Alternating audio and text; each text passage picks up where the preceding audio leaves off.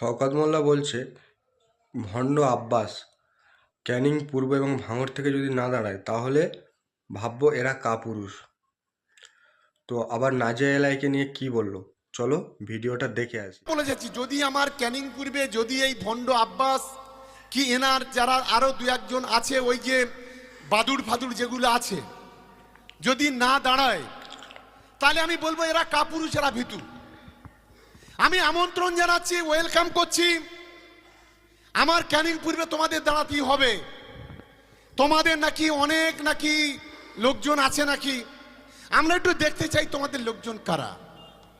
জনগণের শক্তিটা বেশি না ভণ্ড বাবাদের শক্তিটা বেশি, এটাই আমি প্রমাণ করতে চাই বাংলার মাটিতে, বিশেষ করে ক্যানিং পূর্বে এবং ভাঙড়ের মাটিতে। এটাই প্রমাণ করব। যদি না দাঁড়াও তাহলে মনে করব কাপুরুষ।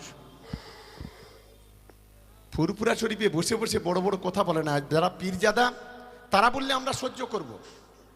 ফুরফুরা শরীফে অনেক পীরজাদা আছে, অনেক পীর সাহেবরা আছে, তারা একদিন রাজনীতির কথা বলে না।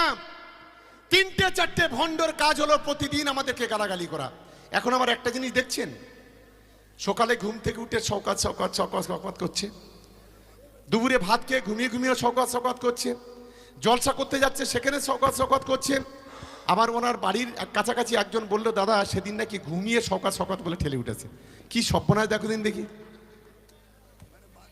মাদলি মানে, আর আমাদের একজন ফেসবুকে একটা মাদলি ফাদলি করে দিয়েছিল। আমি বলছি এত শওকত শওকত না করে একটা মাদলি তাবিজ করে নাও। কোথায় কোথায় তো তাবিজ করে। আমি একটা প্রশ্ন করব, বেশি কথা আমি এদের বিরুদ্ধে বলতে চাইনি, একটা বলতে চাই। নাজিয়া এলাহি রাত 12:30টার সময় আপনি হোটেলে কি জন্য ডেকেছিলেন? আজকের অন ক্যামেরা বলছি, উত্তরটা নিশ্চিতভাবে কালকে পাবো।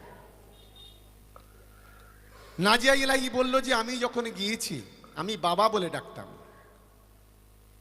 আমাকে কি জন্য ডেকেছে, কিসের জন্য ডেকেছে আমি গিয়ে দেখি অবাক। আমি পিছু পা, মানে ওই একটু নন বেঙ্গলি মেয়ে তো, পিছু পা মানে ঘুরে চলে এলো।